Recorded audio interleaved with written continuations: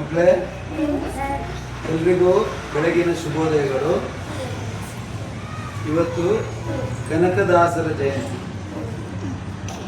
ಅಂದರೆ ಇವತ್ತು ನವೆಂಬರ್ 8ನೇ ತಾರೀಕು ಕನಕದಾಸರು ಹುಟ್ಟಿದ ದಿವಸ.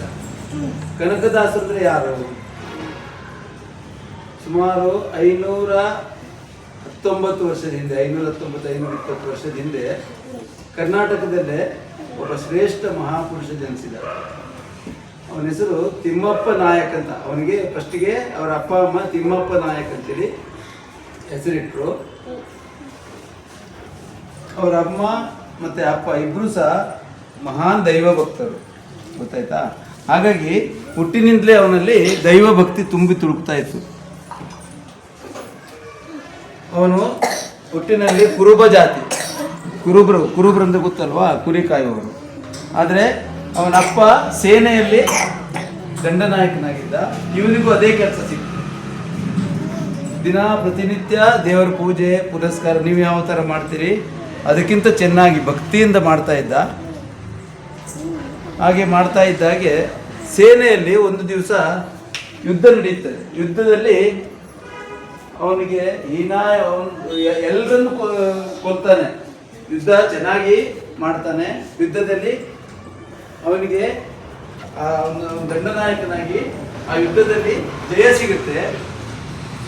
ಆದರೆ ಕೊನೆಗೆ ಅವನಿಗೆ ಗುಂಡೇಟು ತಗುಲುತ್ತೆ. ಗುಂಡೇಟು ತಗುಲುವಾಗ ಅವನು ಗಂಭೀರ ಪರಿಸ್ಥಿತಿ ಆಗುತ್ತೆ. ಗಂಭೀರ ಪರಿಸ್ಥಿತಿ ಆದಾಗ ಅವನು ದೇವರನ್ನು ನೆನೆಸ್ಕೊಳ್ತಾ ಅವನಿಗೆ ಒಳಗಡೆಯಲ್ಲೇ ಒಂದು ಜ್ಞಾನ, ಹೊಸದಾಗಿ ಒಂದು ಜ್ಞಾನ ಬರುತ್ತೆ. ನಾನು ಏನಕ್ಕೆ ಇಷ್ಟೊಂದು ಜನರನ್ನು ಕೊಂದೆ, ಈ ಯುದ್ಧದಿಂದ ನಾನು ಸಾಧಿಸಿದ್ದೇನು. ಕನಕದಾಸರಲ್ಲಿ ಪರಿವರ್ತನೆ ಆಗುತ್ತೆ. ನಾನು ಇಷ್ಟೆಲ್ಲ ಮಾಡಿ ಅವನಿಗೆ ಯುದ್ಧದಲ್ಲಿ ನೋವಾಗಿದ್ದು ಸಹ ಡಾಕ್ಟ್ರು ಅವನನ್ನು ಬಚಾವ್ ಮಾಡ್ತಾರೆ. ಬಚಾವ್ ಮಾಡಿದ ನಂತರ ಅವನಲ್ಲಿ ಪೂರ್ತಿ ಪರಿವರ್ತನೆ ಆಗುತ್ತೆ. ನಾನು ಇನ್ನು ನನ್ನ ಜೀವನದಲ್ಲಿ ದೇವರ ಹಿಂದೆ ಹೋಗಬೇಕು, ನನ್ನ ಆತ್ಮವನ್ನು ಉದ್ಧಾರ ಮಾಡ್ಕೋಬೇಕು ಅಂತೇಳಿ ಅವನು ಆ ಮಾರ್ಗದಲ್ಲಿ ನಡೀತಾನೆ. ಹಾಗೆ ಅವನಿಗೆ ವ್ಯಾಸರಾಯರು, ವ್ಯಾಸತೀರ್ಥರು ಅಂತೇಳಿ ಗುರುಗಳು ಸಿಗ್ತಾರೆ. ಆ ಗುರುಗಳ ದರ್ಶನ ಆಗುತ್ತೆ. ಗುರುಗಳು ಮಂತ್ರ ದೀಕ್ಷೆ ಕೊಡ್ತಾರೆ.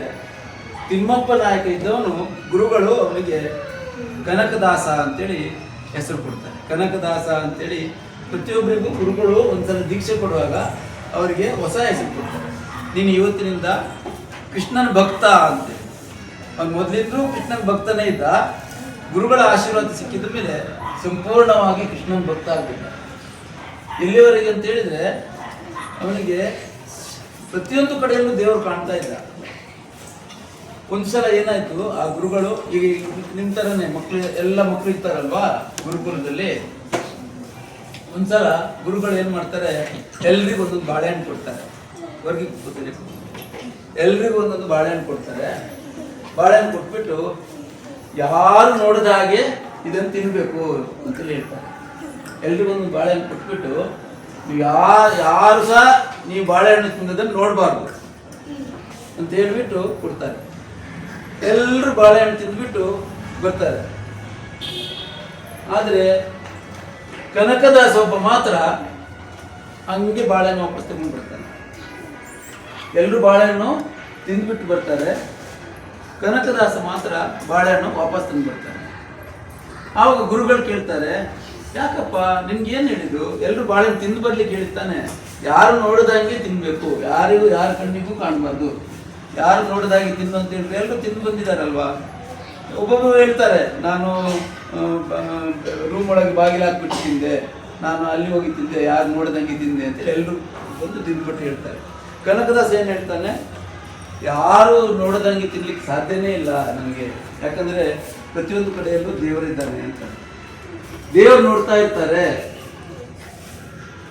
ಅಂದರೆ ಅವನ ಒಳಗಡೆನೆ ಅಷ್ಟು ಯಾವಾಗಲೂ ದೇವರನ್ನು ನೋಡ್ತಾ ಇದ್ದ. ಅವನು ಅಷ್ಟು ಭಕ್ತಿ ಅವನಲ್ಲಿ ತುಂಬಿಕೊಳ್ಳುತ್ತಾ ಇದ್ದ.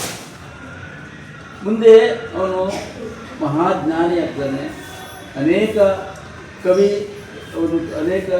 ಕಥೆಗಳನ್ನು, ದೇವರ ಕಥೆಗಳನ್ನು, ದೇವರ ಹಾಡುಗಳನ್ನು ರಚನೆ ಮಾಡಿದ್ದಾನೆ ಕನಕದಾಸ. ಹಾಗಾಗಿ ಅವನೊಂದು ಭಕ್ತಿ ದಾಸ ಅಂತೇಳಿ ಅವನಲ್ಲಿ ಏನಾಯಿತು, ದೊಡ್ಡ ಕೀರ್ತನೆ ಭಕ್ತಿ ಎಲ್ಲ ಭಕ್ತಿ ಮಾರ್ಗದಲ್ಲಿ ಅನೇಕ ಜನರು ಪ್ರೇರೇಪಿತ ಆಗುತ್ತಾರೆ. ಹಾಗೆ ಅವನು ಒಂದು ಸರ್ತಿ ಏನು ಮಾಡ್ತಾನೆ, ಪ್ರತಿಯೊಂದು ಕೃಷ್ಣನ ದೇವಸ್ಥಾನದಲ್ಲಿ ಕೃಷ್ಣನ ದರ್ಶನ ಮಾಡೋದು ಅವನಿಗೆ ಭಾರಿ ಇಷ್ಟ. ದ್ವಾರಕಕ್ಕೆ ಹೋಗ್ತಾನೆ, ಮಥುರಾಕ್ಕೆ ಹೋಗ್ತಾನೆ, ಹಾಗೆ ಉಡುಪಿಗೆ ಹೋಗ್ತಾನೆ. ಉಡುಪಿ ಸುಮಾರು ಇದು ಕೃಷ್ಣನಿಗೆ ಆವಾಗ ಒಂದು 30 ವರ್ಷ ಆಗಿರ್ಬೋದು. ಉಡುಪಿಯಲ್ಲಿ ಅಲ್ಲಿ ಏನಂದರೆ ಬರೀ ಬ್ರಾಹ್ಮಣರಿಗೆ ಮಾತ್ರ, ಇವನು ಕುರುಬ ಜಾತಿ ಅಲ್ವಾ, ಬೇರೆ ಜಾತಿಯವರಿಗೆ ದೇವಸ್ಥಾನದ ಒಳಗಡೆ ಪ್ರವೇಶ ಇಲ್ಲ, ಬಿಡ್ತಾ ಇರಲಿಲ್ಲ. ಅವನಿಗೆ ದೇವರ ದರ್ಶನ ಆಗಲೇಬೇಕು ಅಂತೇಳಿ ಅಷ್ಟೊಂದು ಒಳಗಡೆಯಿಂದ ಒಂದು ಒಂದು ತುಮುಲ ಹೇಳ್ತಾರಲ್ಲ, ಒಂದು ಆಸೆ, ನಾನು ದೇವರ ಭಕ್ತಿ ನೋಡಲೇಬೇಕು ಅಂತ. ಆದರೆ ಯಾರು ಒಳಗೆ ಹೋಗ್ಲಿಕ್ಕೆ ಬಿಡಲಿಲ್ಲ ಅವನಿಗೆ. ಆಗ ಅವನು ಏನು ಮಾಡ್ತಾನೆ, ದೇವಸ್ಥಾನದ ಹಿಂದುಗಡೆ ಹೋಗ್ಬಿಟ್ಟು ದೇವ್ರದ್ದು ಭಜನೆ ಮಾಡಲಿಕ್ಕೆ ಶುರು ಮಾಡ್ತಾನೆ. ದೇವಸ್ಥಾನದ ಹಿಂದುಗಡೆ ಅಲ್ಲಿ ಬ್ರಾಹ್ಮಣರೆಲ್ಲ ಊಟ ಮಾಡಿ ಬಿಸಾಡಿದ ಎಲೆ ಬಿಸಾಡಿದ ಜಾಗ ಅದು. ಅಲ್ಲಿ ನಿಂತ್ಕೊಂಡು ದೇವರ ಹಾಡು ಹಾಡ್ತಾ ಹಾಡ್ತಾ ಹಾಡ್ತಾ ತಲ್ಲೀನಾಗ್ಬಿಡ್ತಾನೆ.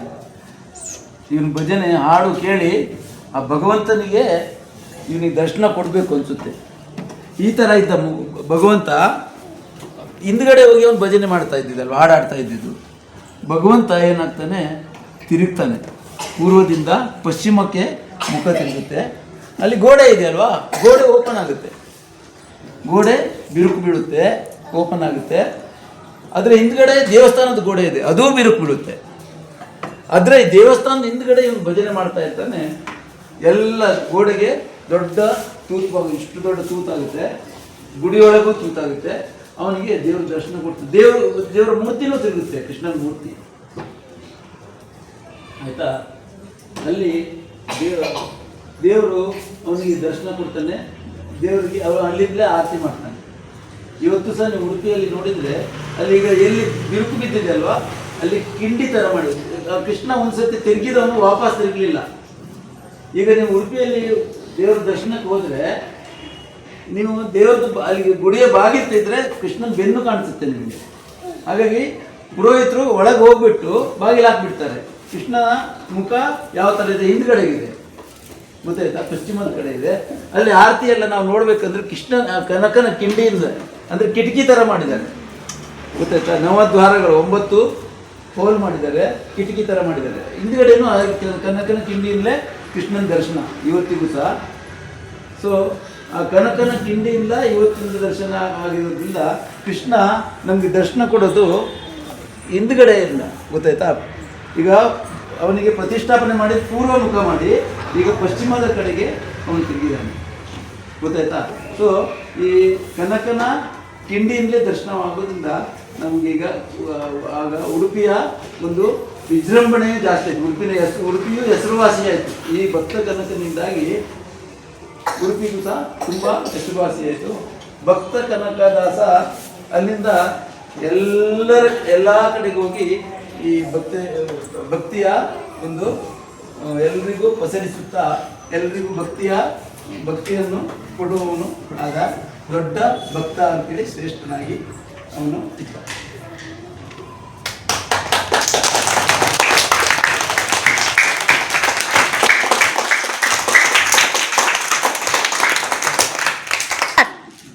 ಹೇಗಿತ್ತು ಕತೆ? ಚೆನ್ನಾಗಿತ್ತಾ?